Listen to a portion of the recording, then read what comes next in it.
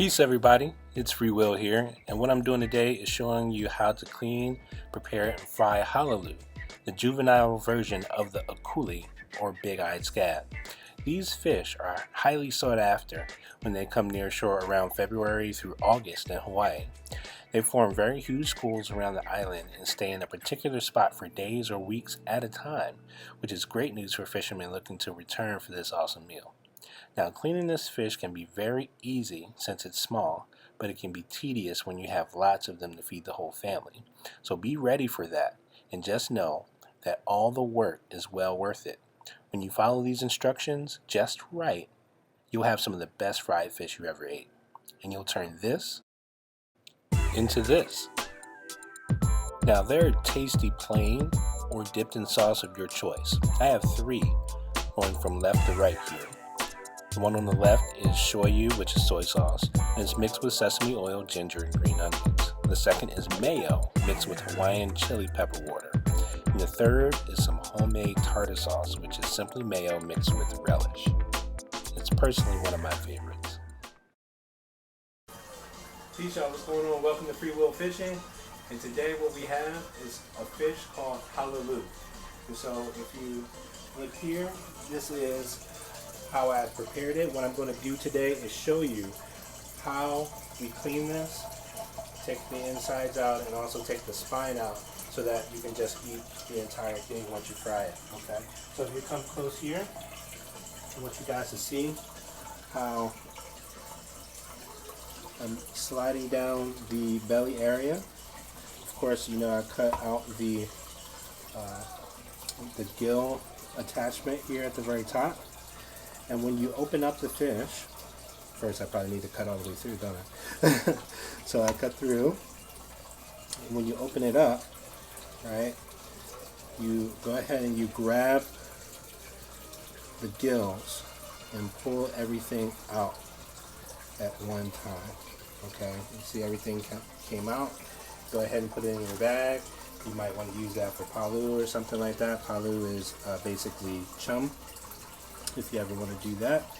But you know, you just kind of scrape some of the blood out. Now, one of the things that I do is I slide down one side of the spine in this area, not up here yet because I don't want to cut off a lot of those little bones for the rib cage. And then I cut down here, as you hear, that went through the spine, and then you pull the spine up. You can hold the meat down while you slide the spine up. You slide it up, and some of these rib cage bones will come out, some of them won't, but if you fry them crispy, it's not going to matter because you can just chew it. And the whole thing basically came out. You put it in your poly bag. If you want to, you can pull out any of the other little bones that were in the rib cage that didn't come out with the pull. You can do that if you want. And like I said, if not, it doesn't matter. But there you have it. You have your halalu that you're going to season up. If you want to, you can batter it and you can fry it. So I just have these two left. I'm going to go ahead and do these, and then I'm going to fry them up like I usually do. All right, so if you have another way that you guys do it, great. You know, I want you guys to leave a comment and tell me, you know, if you do it a different method, if you leave the spine in, or if you do some other kind of method. That would be really awesome to see. So, thanks for watching, and remember, peace, love, and fishing. All right. Alright, so once you're done with the deboning process, it should look like this. Some people like to leave the heads on, and some people like to cut them off. It's whatever your preference is. I leave them on just because, you know, they're not in the way, and some of the head sometimes have some meat in it that you want to get to. So next, then you roll out a nice long piece of parchment paper. It's kind of hard to see from this picture, but then you batter up your halalu.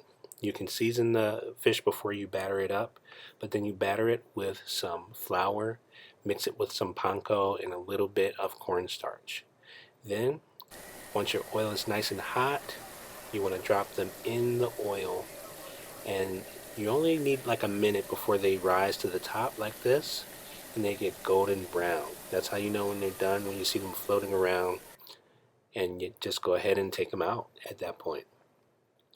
You take them out, make sure you let any of the excess grease, any of the excess oil drip off first, and you lay them on a paper towel or on coffee filters.